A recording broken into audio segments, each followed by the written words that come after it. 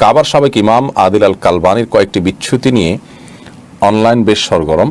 গান, খেলাধুলা ও সিনেমা সম্পর্কে তার দৃষ্টিভঙ্গি যথেষ্টই আপত্তিকর। বিষয়টা দেখে বেশ শক খেলাম।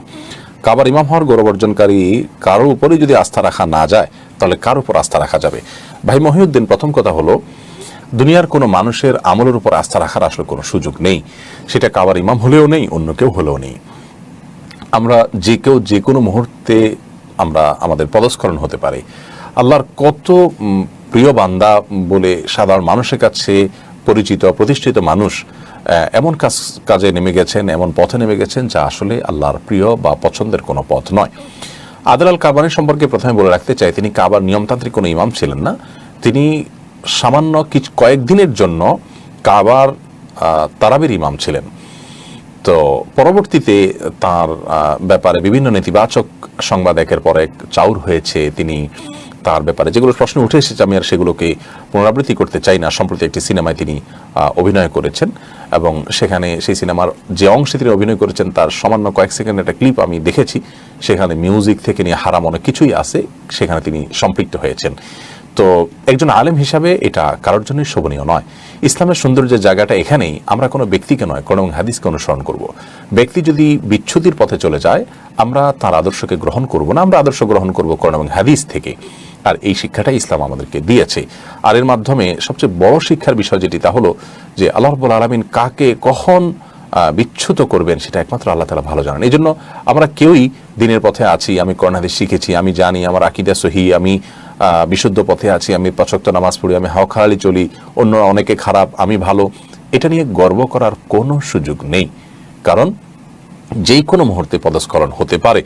আর এই জন্যই এই ঘটনা থেকে শিক্ষা নিয়ে আমরা অহংকারী না হয়ে আল্লাহর দিকে আরও বেশি ধাবিত হব। আমাদের হৃদয় প্রকম্পিত হবে যে কাবা শরীফের মধ্যে তিনি তারাবির ইমামতির সুযোগ পেয়েছেন, হোক সামান্য দিনের মতো, এটা সামান্য দিনের জন্য, এটা অনন্য গৌরবের। আমি সৌদি আরবে থাকতে সৌদি আরবের যে রেডিওতে এজাতুল কোরআন করিম বলা হয়, যেটার নাম, অর্থাৎ কোরআন কারীমের তেলাওয়াত চলতে থাকে সবসময়, এই শেখ আদিল আল কালবানির তেলাওয়াত আমি সবসময় শুনতাম। বিশেষ করে দুপুরবেলা সম্প্রচার হতো যথাসম্ভব 11টা সাড়ে 11টা এই টাইমটাতে।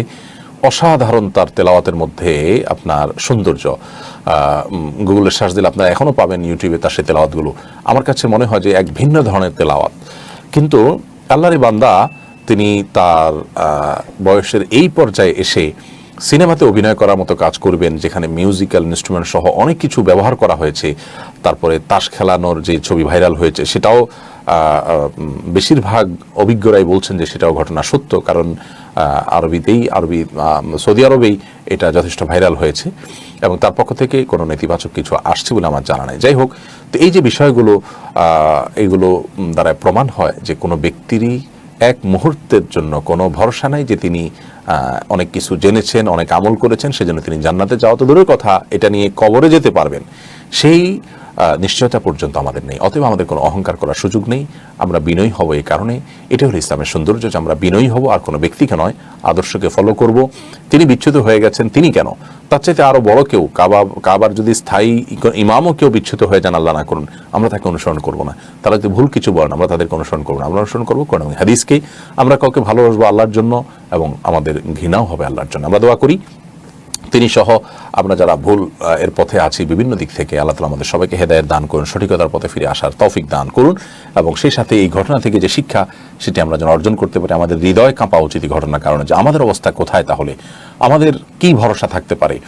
আমরা অনেকে অনেক পীর, অনেক বুজুর্গের উপরে ভরসা রাখি, এমন ভরসা রাখি এবং এমন এমন কথা বলি যা আসলে অবাস্তব এবং কোরআন হাদিসের আলোকে ভুল। সেই বিষয়টি আবারও প্রমাণ হয়েছে।